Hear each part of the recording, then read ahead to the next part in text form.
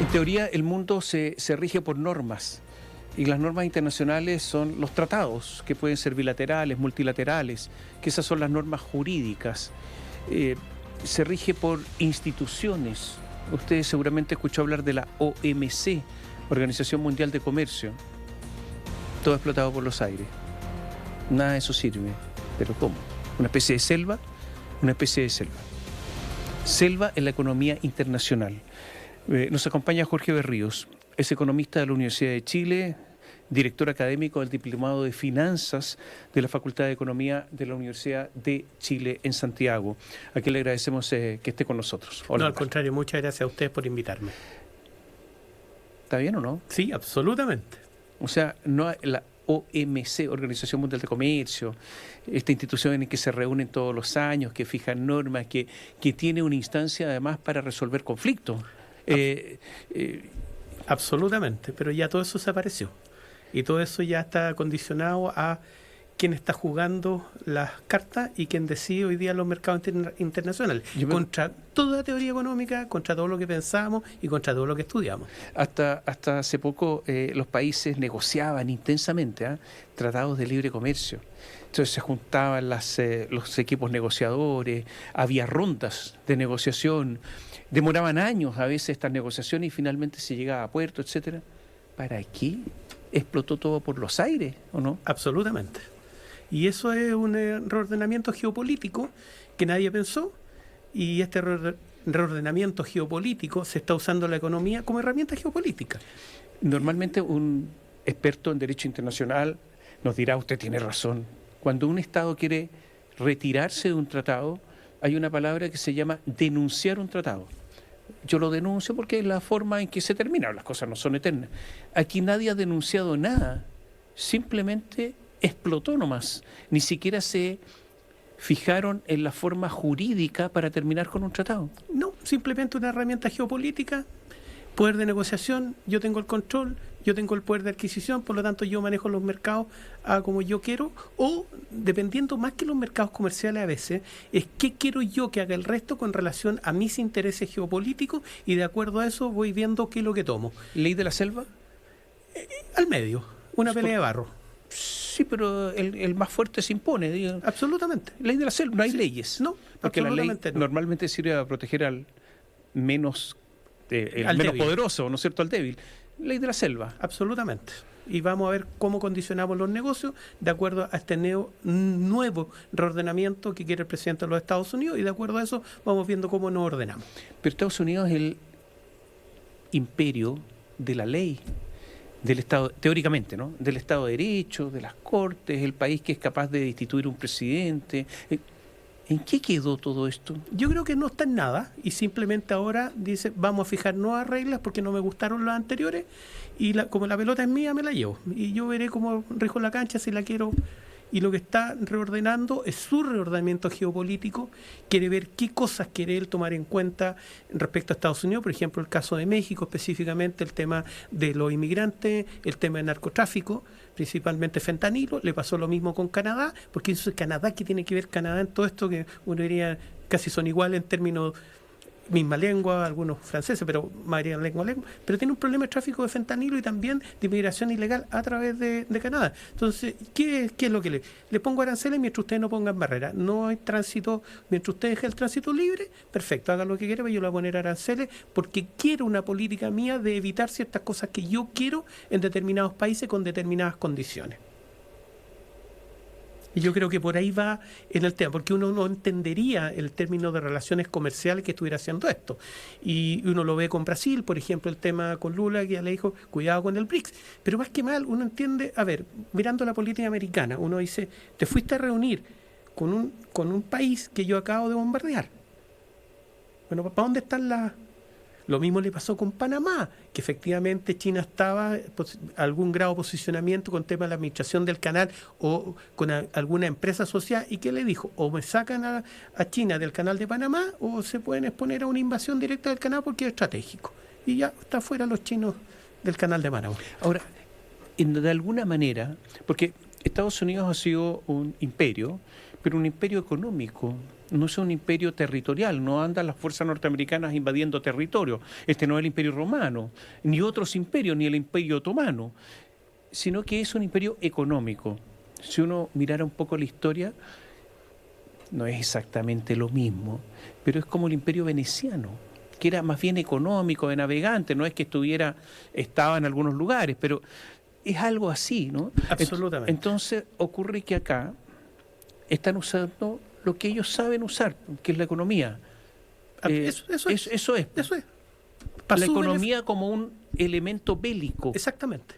Es un instrumento bélico actual de acuerdo a las posiciones que yo quiero tomar y de acuerdo a lo que yo quiero por posicionamiento o lo que quiero que usted haga, si no, yo le manejo a usted la economía. Y como yo sé que a usted le va a afectar más que a mí, si usted no hace lo que yo estimo conveniente o lo que se alinea con mis políticas a nivel global, yo le voy a aplicar impuestos o lo voy a molestar un poquito.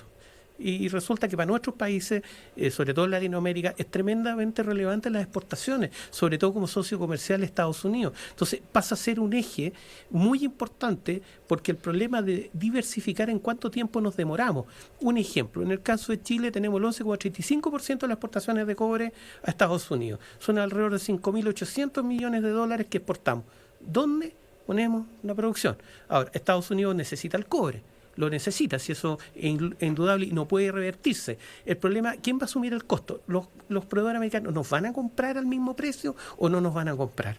Y esa es la disyuntiva que tenemos todos los países, no solamente Chile, sino que Latinoamérica con algunos productos. México le está pasando, por ejemplo, con los tomates, que el tema de los aranceles se va a ver a contar del primero de agosto. Inclusive, lo que le dijo, vamos a ver qué va a pasar entre el 10 o el 25% a contar el 1 de agosto y vamos a ver qué cosa. Suspendió en cosa como el tema de los aranceles en la industria automotriz, porque los propios industriales americanos le pidieron que no lo tocara.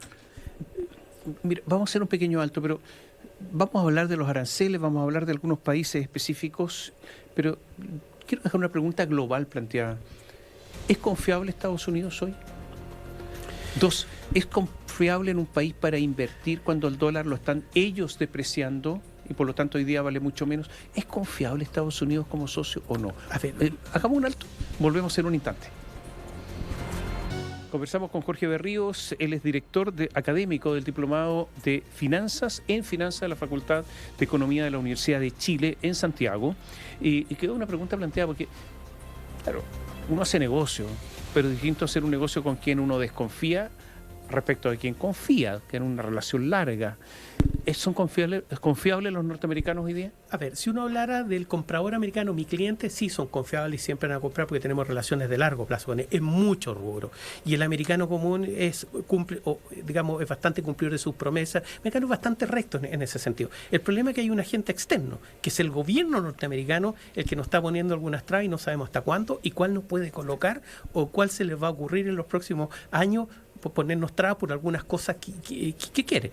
Entonces, yo diría que estamos en un límite entre no confiable a hay que tener precauciones y es un factor de riesgo. Y cuando uno analizamos los mercados, lo primero que uno aprende son dos cosas en los mercados, sobre todo en la área financiera: riesgo y flujo. Tenemos un factor de riesgo que es complicado, por lo tanto, al tener un factor de riesgo, lógicamente no es confiable. ¿Pero qué quiere Estados Unidos? Porque, a ver, hay algunos que dicen, ¿qué es lo que son los aranceles? Un impuesto al final del día. Entonces, está la caída de Estados Unidos en cuanto a sus finanzas públicas, a la macroeconomía, al equilibrio fiscal, están con un déficit gigantesco que, bueno, dicen, esta es una forma de cobrar. Y hay algunas cifras, ¿no? Los ingresos arancelarios subieron 4 veces en mayo respecto del año anterior, 4 veces, es espectacular. Subieron 25% respecto del mes de abril, las importaciones no disminuyeron en cuanto a su valor. Las importaciones de China disminuyeron en 19.300 millones de dólares y una caída del 21% respecto del mes anterior, 43% respecto del mismo mes del año anterior, de mayo del año 2024. Por lo tanto, están ganando más plata y están comprándole menos a los chinos. ¿Se está cumpliendo lo que querían? Yo creo que sí, y yo creo que lo que quiere es fortalecer la economía americana bajo ciertas condiciones. Ahora, Estados Unidos tiene una gracia, su capacidad de innovación es tremenda de grande, y todos los productos que innovan están en territorio americano.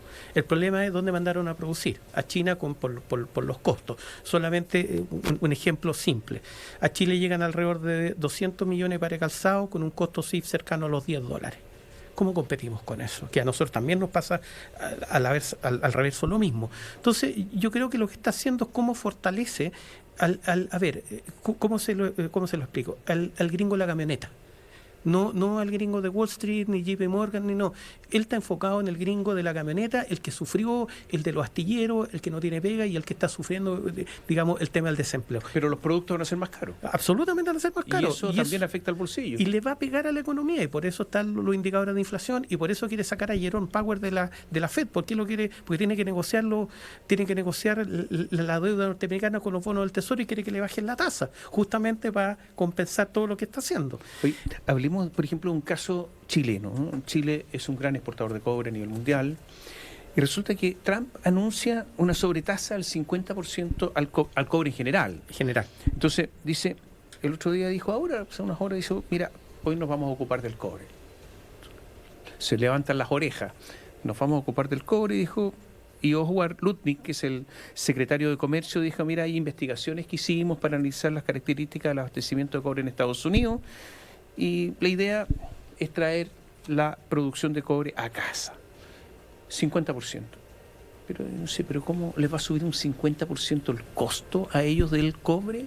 Claro, eso, pero es viable con todo lo que fabrican. Ahora, vamos a ver cuántos traspasan de ese costo real al productor americano y cuánto nos vamos a tener que asumir los otros países con respecto a este costo. Y aquí todo lo que se ha planteado con relación y lo que uno ha averiguado con los amigos que tenemos en Estados Unidos es que aquí vamos a tener que negociar una parte tú, una parte yo, y vemos cómo vamos compensando este tema de los aranceles. Ahora, ¿cuánto tiempo es viable? ¿Qué efecto puede tener? ¿Qué efecto de sustitución? Pero de verdad, ¿los países latinoamericanos pueden negociar algo? No, en serio, o sea, ¿qué tenemos nosotros en Latinoamérica para negociar? Yo me acuerdo que en el caso de los inmigrantes, Petro alegó, y resulta que el presidente de Colombia, Gustavo Petro, y después tuvo que aceptar el avión con los inmigrantes que llegaran y bajar las orejas. Pero eso le ha pasado a muchos países latinoamericanos, ¿no? Absoluto. No es el único. Una cosa yo creo que una cosa está arriba, lo que está arriba de la mesa, y lo que está por debajo. Y yo creo que lo que hay que hacer es una negociación tipo Vaticana por debajo, digamos, en silencio, tranquilo. Pero ¿cómo lo vamos a hacer sin cardenales? Tendremos que ver si tenemos alguno por ahí para poderlo hacer, pero yo creo que estas negociaciones hay que ser por debajo, tranquila, sin lo que ha pasado estos últimos días de algunas declaraciones. Yo no puedo decir si afortunada, no es desafortunada, pero eso es lo que causa ruido, y mientras no se estabilicen estas cosas, yo creo que hay que tener la suficiente prudencia y ver cómo vamos manejando, sobre todo con los consumidores americanos, nuestros clientes americanos, y sobre todo qué podemos hacer con otros países. India, que siempre ha sido una alternativa, pero India es un mercado por desarrollar, no está desarrollado, y a lo mejor nos tardaremos 5 años más en desarrollar el mercado de la India. Ahora, gracias a Dios, hoy día nos enfrentamos a un escenario bastante más positivo que el que tuvimos hace 30 años atrás con las exportaciones que tenemos a Estados Unidos de cobre. Hoy día el 11.35 y antes superaba el 30 o 40%, y hoy día China el 52%. Ya, pero pongo el siguiente ejemplo. Pone los aranceles, fija aranceles de Estados Unidos 50% para el cobre. Ok, se negocia 30, igual es muchísimo. Es muchísimo. Y los chinos dicen, nosotros compramos. ¿A qué arancel? Nada. Pero nosotros vamos a colocar el precio. Ustedes tienen mucho cobre, así que el precio baja. Eso va a pasar. Entonces, resulta que los chinos se van a beneficiar doblemente, van a pagar menos, y los norteamericanos van a salir del mercado de los productos que utilizan cobre. No se entiende. No. ¿Cuál es la explicación? No entiendo. Yo creo que no hay explicación porque no hay teoría económica que explique lo que está haciendo Donald Trump. Uno puede hacer conjetura de lo que puede, de lo que pretende, o de lo que uno conversa con la gente que uno conoce en Estados Unidos, para dónde va, qué es lo que quiere, pero en general aquí no se aplica ninguna teoría económica, no hay ninguna curva que podamos analizar, porque las curvas las destruye con una declaración. Esta declaración que hizo ahora se supone que iba a ser en noviembre, no ahora, porque los estudios, lo que él dijo, 8 meses a contar del mes de marzo, y se supone que esto iba a salir cercano a noviembre, finales de octubre. Lo hizo ahora. ¿Cuánto va a aplicar? O a lo mejor lo que uno dice, yo dije 50, ya pues vengan a negociar conmigo y apúrense en negociar para ver a qué acuerdo llegamos. Estamos presionando un acuerdo más firme en algunas cosas, porque si no se entiende. Todo esto puede llevar, toda esta negociación, este caos, a que América Latina crezca mucho menos de lo que se esperaba. Yo creo que ya estamos creciendo mucho menos de lo que esperamos y cuando hay factores de riesgo como este tipo, incertidumbre, sin conocimiento, lógicamente vamos a crecer. Y ya hay indicios de aumento de inflación, ya se está viendo algunos temas de aumento de costo en algunos productos internacionales y eso va a repercutir. Puede que el ciclo esté más lento todavía, pero este ciclo lo vamos a empezar a ver sí o sí a contar del último trimestre de este año y posiblemente el primero del próximo, pero esto lo vamos a ver porque los costos internacionales se traspasan a clientes sí o sí. Por lo tanto, este precio 5.71 que tenemos lo van a traspasar a costo de producto que nosotros importamos de Estados Unidos o de otras partes. Ahora, aquí ya por lo menos lo que hay es que Estados Unidos ya llegó a un acuerdo con China respecto a su tratado, ya llegaron a un acuerdo y eso es sumamente importante porque eso da cierta estabilidad a los mercados internacionales de divisa, de dólar. El problema es cuánto impactamos Latinoamérica o cómo impacta Chile en la economía americana, en la economía mundial. Impactamos re poco. Entonces ahí es donde decimos, ¿sabe qué más? Nuestro impacto no es tan relevante, por lo tanto vamos a tener que cómo trabajamos con estos escenarios negativos y cómo vemos la creatividad para ver. Por ejemplo, una cosa interesante que a los americanos les interesa, tierras raras, por ejemplo. Es un tema que nosotros tenemos en el sur y tenemos en el norte. Y las tierras raras es un tema que a Estados Unidos le interesa sobremanera y fue una de las razones por las cuales negoció con China el acuerdo. Y el otro acuerdo que llegó es con Ucrania, tierras raras. ¿Por qué tierras raras? Porque se va al tema de armamento, el tema de tecnología, el tema de movilidad y principalmente última tecnología en armamento. Entonces, sí tenemos algunas cosas que se podrían ser interesantes de poner sobre la mesa. Mira, hagamos un alto. Pregunta planteada: ¿gana China o Estados Unidos? Esa es la primera pregunta después de la pausa. Y lo segundo, ¿qué le pasa a Europa con todo esto? ¿En que le cuesta llegar a un acuerdo con Estados Unidos? ¿Le está costando? Y llegó a un acuerdo ya Gran Bretaña y se estima que Gran Bretaña va a tener menos aranceles que la Unión Europea. Volvemos en un instante. Comenzamos con Jorge Berrío, estamos hablando acá mientras íbamos a la pausa, pero mira, a ver, la primera pregunta. Al final de todo esto, ¿gana China o Estados Unidos? Empate y a penales. ¿Empate? Sí. A ver, pronóstico reservado, no se sabe entonces. No, por eso que es como que no está ni aquí ni allá, digamos, empate, porque no sabemos ni siquiera el resultado ni cómo vamos a terminar. ¿Está dejando Estados Unidos los mercados libres a los chinos? No. ¿Sin aranceles, sin nada? No. Por algo llegó a un acuerdo con ellos. No, pero libres en el resto de los países. Con algunos.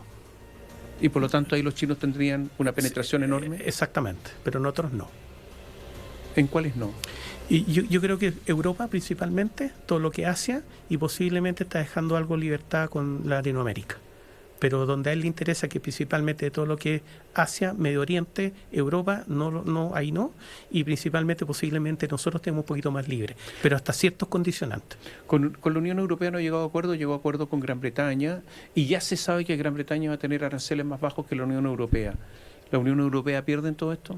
Yo creo que todavía no se ha llegado a un acuerdo final y yo creo que lo que quería Estados Unidos de hace mucho tiempo, y lo hizo en el primer gobierno Donald Trump, que le avisó y tuvo una pelea fuerte con Angela Merkel con respecto al gasto en defensa. Y en la última reunión que tuvo, le dijo, o aumentan a 5 o tenemos problemas. Si usted se da cuenta, mira lo que tuvo problema con España. ¿Qué le dijo España? Se puso complicado, le dijo que él no iba a invertir a más del 0.5 del PIB. Y le dijo, perfecto, le subo los aranceles mañana. ¿Y qué terminaron? 5% España aumentó el gasto en defensa.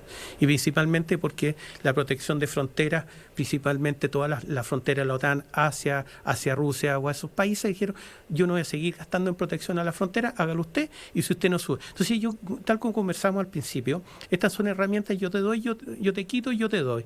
La zanahoria y el garrote, yo te doy, yo te quito, yo te doy, yo te quito. Y le dijo, sube el 5%, sube el 5%, y ahora vamos a ser amigos porque usted subió a lo que yo quería. Aumentar el gasto en defensa para yo bajar a lo mejor posiblemente el gasto en defensa que tiene Estados Unidos. Y una vez que le interesa trasladar todas las fuerzas que tiene ahí hacia Asia. Absoluto. Entonces, o Medio Oriente. Entonces, lo que está haciendo es negociar lo que él quiere bajo ciertas condicionantes. Y a lo mejor hoy día, posiblemente, la comunidad económica pueda tener mejores condiciones, dado que están cumpliendo una de las exigencias que le hizo, gasto en defensa. Oye, ¿qué papel, si es que juega algún papel, juegan los BRICS? Hubo una reunión recién en Río de Janeiro. No fue el presidente Xi Jinping, presidente de China, por primera vez que no asiste. Ellos quieren competir con el G7, ellos quieren tener una nueva moneda, ojalá que no sea alguna que compita con el dólar. ¿Qué dijo Donald Trump? Usted es miembro del BRICS, 10% adicional. Se lo dijo de inmediato. al tiro. ¿Tiene viabilidad el BRICS con todo esto? No, porque ¿No? tienen que alinear algunos países. Los países que están alineados no van a tener la suficiente fuerza para generar un peso estratégico, como decir, o geopolítico, para que Estados Unidos le diga, ya sabes que más a lo mejor aquí hay un pedido. No. Y ya le dijo, por ejemplo, a Brasil, cuidado, 10%. Entonces, A Brasil y a todos los miembros. y a todos los miembros. Ya, pero todos los miembros sería China. Con China acaba de llegar a un acuerdo, entonces le van a subir 10% a China. ¿O simplemente una bravuconada para los otros países? Yo creo que es para el resto, lo mismo que ha hecho con hoy que avisó ayer que teníamos un 50% de arancel al cobre mundial, no solamente Chile, y se olvidó que no solamente es cobre, acero, aluminio y otros minerales metálicos, porque no solamente es cobre. Entonces lo que está haciendo es lo que es él, un negociador nato. Si Trump es un negociador. Y tira la pelota, o sea, la primera andanada es mucho más allá de lo que él quiere. Absoluto. Y después recoge. Tejo pasado. Tejo pasado. Es como uno entra a negociar. Entra fuerte, entra duro y después va cambiando posiciones de manera de uno va negociando financieramente o económicamente. Y el golpe fue ayer fuerte. Fue fuerte porque tiró todos los mercados. Y después, no, vamos a ver y mañana va a salir. No, ya estoy negociando unas tarifas menores. Pero ¿qué es lo que hacen los países? Se asustaron y Chile yo creo que asustó. Y yo creo que la comisión negociadora del gobierno de Chile está preocupada. ¿Usted se acuerda lo que pasó con Petro? Que dijo que no y después tuvo que recibirlo igual. Después el tema con Venezuela, el tema que el importe de petróleo a Venezuela tiene aranceles adicionales complementarios. Entonces, a mi juicio, esto no es teoría económica. ¿Qué estabilidad puede tener el comercio mundial con todo esto? Porque basta con que en 6 meses más no le guste un arancel a Trump y diga, bueno, es otro. Yo creo que el comercio con Estados Unidos se ve complicado, pero yo creo que el comercio, por lo menos de Chile y muchos países latinoamericanos, tiene que ver con otros países. Y por eso yo creo que hay un foco en explorar un poquito Asia. India, los países de todo el Medio Oriente principalmente, y nosotros hemos tenido suerte porque nosotros exploramos China hace bastantes años atrás, entonces eso también nos ha permitido diversificar y no tener prácticamente toda nuestra canasta de exportación en Estados Unidos. Porque usted jubilaría, mandaría pensión a la gente de la OMC, Organización Mundial de Comercio. Bueno, ayer fue entretenido decir qué pesa la ONU hoy día. ¿Y qué pesan los conflictos? Porque no solamente estamos hablando de la ONU como organismo internacional en tema de conflictos. Cero, ninguna. Inclusive ayer en el diario financiero salía que ya estaban teniendo problemas financieros. ¿Por qué? Porque ¿qué peso tiene? Por eso, ninguno. ¿Lo jubila la OMC? Yo creo que váyanse para la casa mientras tanto. ¿Ah, sí? Y mejor, porque ¿qué papel juegan? ¿Van a entregar un conflicto? ¿Vamos a negociar bilateralmente? ¿Los van a sentar a la mesa los dos? Hoy día, con el gobierno que tiene Estados Unidos, no va a sentarse a la mesa con más. Discúlpeme la expresión, a lo mejor no tanto económica ni académica. La pelota es mía, yo me la llevo, es mía la pelota. Y yo sabré con quién juego. Gracias, Jorge. No, al contrario, muchas gracias a usted. Y a ustedes muchas gracias. Gracias por seguirnos.